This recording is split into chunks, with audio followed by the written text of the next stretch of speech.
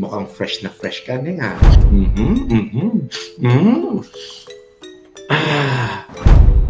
Ambassador prima facie evidence. Pero ang spelling prima facie.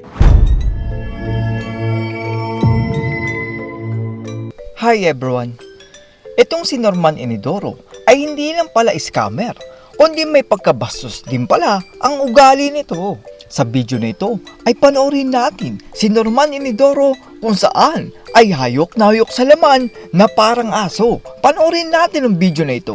Nagkumpisa ang video na may isang magandang Pilipina kung saan ay uhaw na uhaw si Norman Inidoro sa kanya. Hello, I'm back. By the way, good evening. Na-miss ko manood ng live mo. Neng ganda. Wow. Mukhang fresh ka na nga. Labas ang cleavage mo na nga.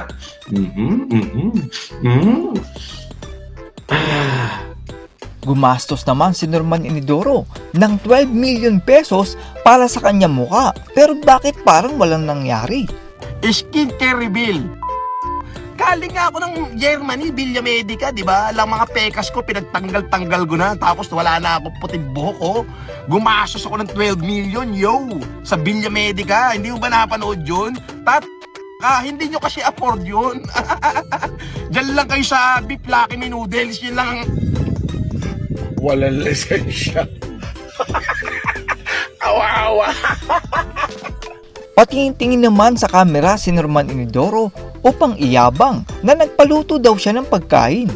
Excuse me, wag mo na ako pagluto ng pamuha na ako. Nagpaluto ka ba?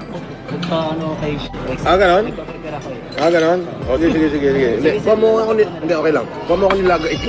Nilagalis lang. So, 2 piraso lang. Itinama naman ng netizen ang primo facie ni Norman Inidoro, pero parang hindi naniniwala si Norman Inidoro. Sabi nito, Chiki, prima facie. Not prima facie.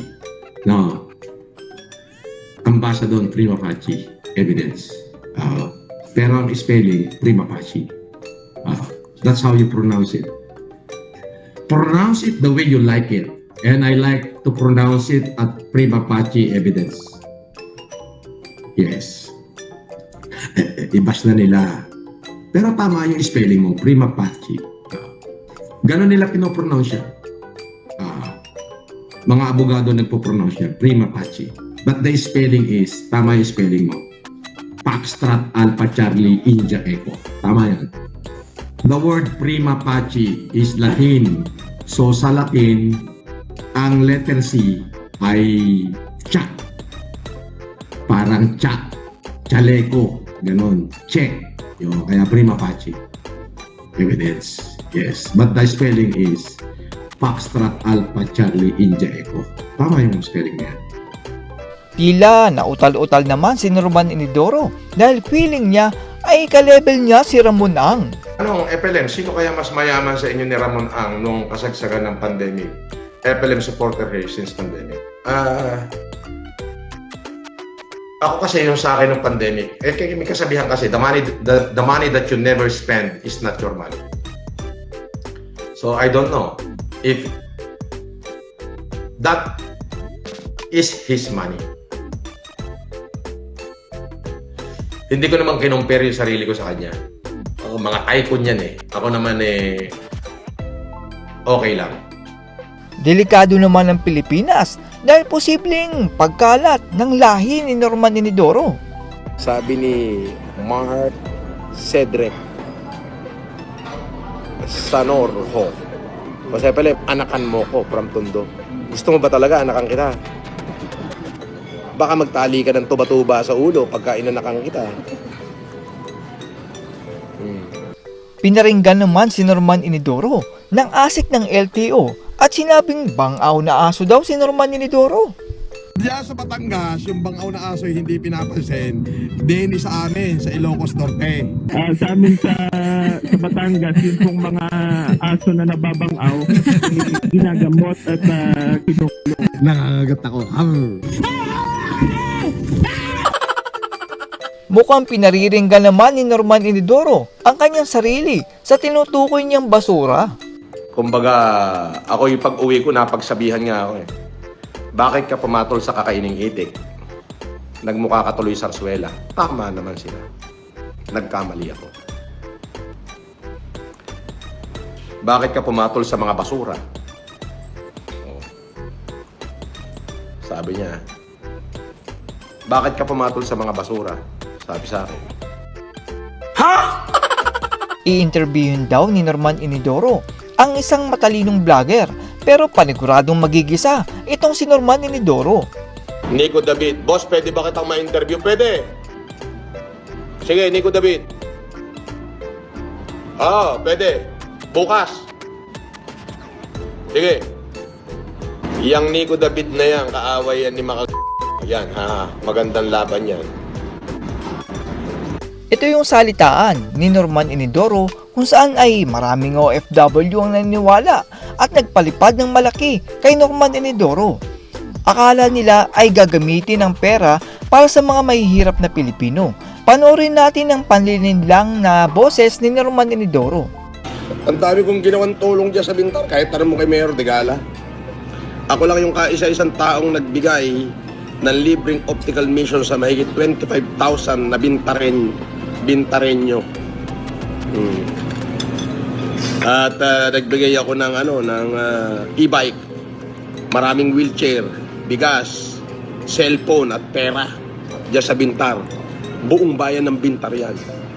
At yan ay naka-record. Yan.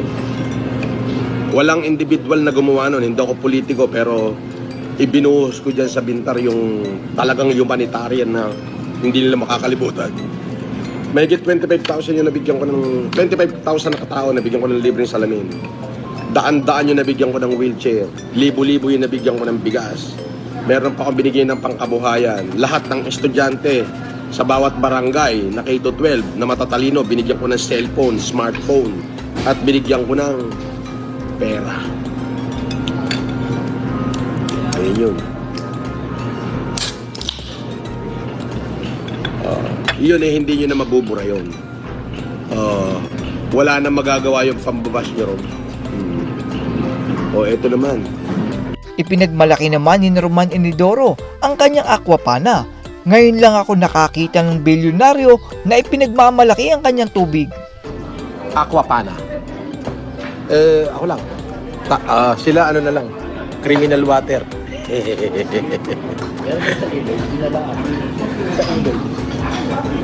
Hindi, sige na yan. Aquapana, dalawa.